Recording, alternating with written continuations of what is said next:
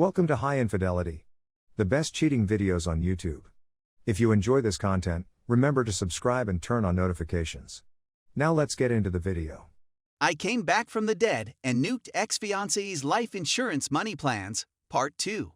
I left that afternoon and actually made my way to the lodge and checked in. Now the next part I will mostly because I am not sure if it was legal or illegal or whatever, but cut to 6 months later, and I have a new name and live in a new city where I was able to restart my IT career and was slowly working toward my old income status again. I started stalking my ex on Facebook and other social media. I won't lie, it was cathartic to say the least. The chaos of them trying to get into accounts must have been aged, and she figured out that our comfortable finances were not so comfortable after all. Begging for money on Facebook is suo-trashy.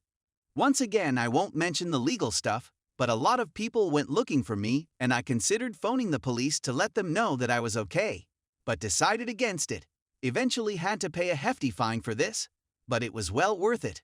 I worked on myself for a long time and got into great shape, lost my religion, and descended into a hedonistic lifestyle. I became unrecognizable. I continued stalking this woman for about a year when I heard she was dating a new guy and got pregnant almost immediately. Of course, my mom was still in her life taking care of my supposed children while she was doing knows what. Then on the 1-year anniversary of me leaving, she posted a memorial page for me. This made me decide that my revenge was not quite done, and I decided to call up my brother and let him know I was alive. My brother and I had drifted over the past 10 years, but he was blood and was always there when I was younger. I told him why I did what I did and we caught up, and I asked him not to tell anyone yet and he agreed. But then he told me about my mom and my ex-fiancé suing my insurance company to honor my life insurance. Somehow, she had managed to keep up this policy going despite its hefty cost. The payout would be substantial, 7 figures, and she would be awarded the premiums that she had paid since my alleged death if she won. Well, I am not the kind of uncivilized person that would defraud an insurance company, so I started my plans. I drove the 1,000-mile journey to my old city when I heard she had an upcoming hearing and listened to Highway to HE half the way down. I went to the court early and sat down. Now at this time I had grown a beard, lost 60 pounds, and generally looked good. I looked so different that my fiancé and mother passed right by me in the court without giving me a second look. I thought they would be meeting in a big courtroom, and I was already planning to barge in and yell something about objecting and being a cringelord like usual. But they ended up going to a small room with some lawyers from the insurance company. I decided frick it and knocked on the door several times until they opened it. They were all confused to see this scraggly dressed man with a beard, and I simply said, "I believe you are trying to settle the issue of whether I am dead." My ex-fiance realized it was me almost immediately and let out a gasp or something. But the lawyers were just confused. Everyone ended up stepping outside the room, and a whirlwind erupted, and the bailiffs were called over. My ex screamed and slapped me, and they had to actually put handcuffs on her. This was a big deal for the insurance company, I guess, and the lawyer's boss/client actually showed up and asked for statements and everything. Even a detective showed up, and I started to regret coming, but I gave my statement and did not really lie about anything, but I was vague about where I was currently living. I ended up staying in town for almost a month, and it was a crazy month in a cheap motel.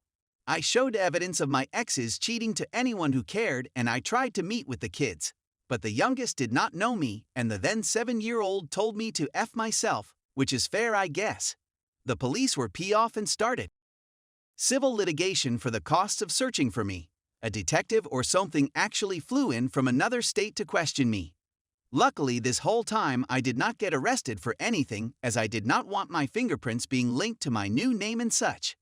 Essentially, I had to pay a large fine, and immediately paid the fine in cash to the surprise of the police. As far as I was concerned, I was done with this town.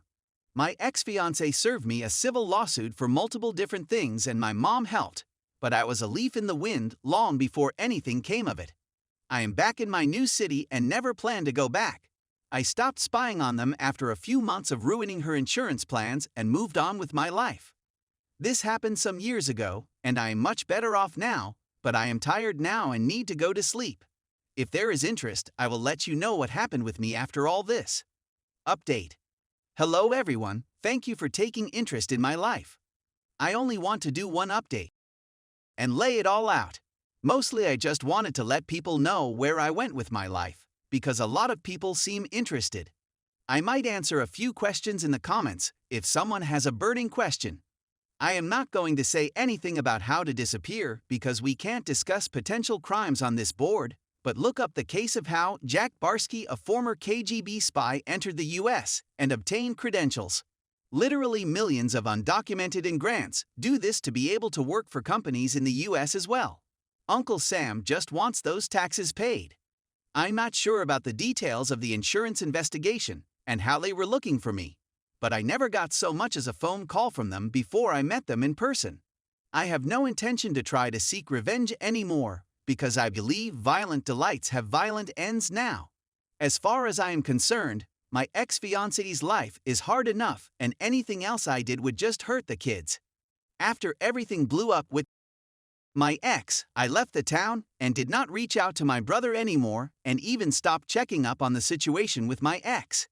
Having no family and friends and starting over in the world is lonely and terrifying, but equally exciting and hopeful. So how did I reset my life upon reaching a new city? Well, I had a lot of money in cash that I used to stay in a motel for a few months while I got all my documents in order and looked for work. Because I thought that my home computer would be searched when I went missing, I could not really plan much of this stuff beforehand. I realized that without a college degree linked to your name, it was difficult to find a job with my skill set. So I decided to just make my own company and post advertisements about setting up custom dispatch software, editing videos and presentations, among other tasks. I only received a few different jobs doing this, and it did not even pay my living expenses. After I did a few jobs for the same company, I made friends with a project manager and got hired at a reasonable salary. To this day, my finances are only about of what I was making before, but I am happy with what I have. I spent a lot of time finding people with similar stories on the internet and eventually got involved with a Men Going Their Own Way (MGTO) group. We basically just talked about women all the time, and the positive feedback loop made me a pretty resentful/misogynistic person. I went so far as making fake accounts to women online, so I don't want to go into any more details because I am a bit and remorseful now. I got on Tinder and started up with women to make up for lost time. Throwing money around and lying to them became a way of life for me, and I would cheat on basically every woman I got with because I thought they were all doing it too. I got caught and I would pretend like I didn't understand why they were mad with me until they left or tried to forgive me just for me to do it again. Not proud of this either. A couple of years ago, one of the women that I was sleeping with regularly got pregnant and came to me all excited with the news. Now, I immediately accused her of cheating and threw her out of my apartment, and there was just a look of shock on her face. Remember, I thought I was infertile, so in my mind, I just put another thought in her place. I continued to mock her for a bit and even messaged my MGTO buddies about what I did. I openly confessed to cheating on her and showed her proof. I agreed to a paternity test while she was still pregnant just because I didn't want her to get the courts involved, and I was shocked with the result. I cried and tried to hug her, and she screamed through some papers at me and told me she never wanted to see me again. I went home and drank, happy that I was going to be a dad for real this time, but sad who I had become. Like I said, I don't want you to root for me because I am not a good person. For the remainder of the pregnancy, she would not even speak to me long enough for me to explain my actions, but I totally understood why. When the baby was born a girl, I showed up to the hospital to sign the birth certificate, and at the same time met with her lawyer, which turned out to be her sister, to go over child support stuff that we had already spoke about.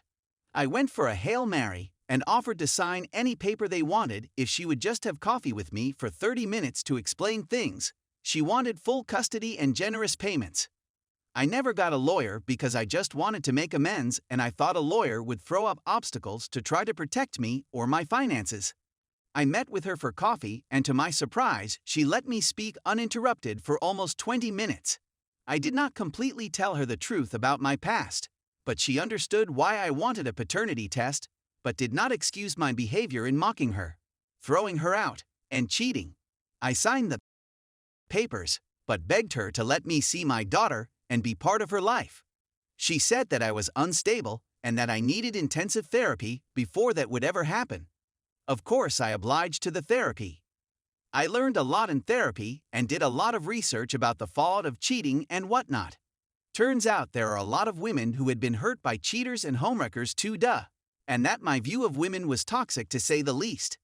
I cut it off with my MGTOW buddies because I thought that atmosphere would be a detriment to my progress. I don't want to attack that group because I think there are some good people in that group that are just broken and looking for answers. I think having a baby girl was a real punch in the gut to stop treating women so poorly. I was finally able to see my daughter when she was 7 months old and began supervised visits every other weekend. I had dutifully paid the child support and made every attempt to talk to her mother and try to make amends. One night after our daughter, we got drunk and started kissing, which turned into. When we woke up the next morning, she wasn't just asked me to leave, but she made it seem like she kind of wanted to make things work. It took a long time, but we moved in together after she lost her job to COVID-19 and are currently living together. Her family hates me, and this has held us back from marriage talk or anything. Our daughter's second birthday celebration because her lawyer's sister didn't want to see me. I hope this turns out well for me, and I know I already have better than I deserve. For now, the pandemic has me working from home and my girl takes care of our daughter and makes me food and such. She is still suspicious of me and comes into my office to see what I am doing regularly, but I don't mind. For now, I'm just going to try to be there for my daughter and try to make it up to her mom. I'm still trying to think of things I can do or say, but for now I am still in Zoom therapy and just doing my best. I don't think I can ever really tell anyone everything, which is why I decided to tell the strangers of Reddit. I am sorry for those people that thought I was a hero in my initial post. Please don't let your hatred boil inside you, friends. I almost missed out on something great, and I may still miss out if I am not careful. This is going to be the only update, unless I come back years from now to tell you all what happened. Best of luck to everyone.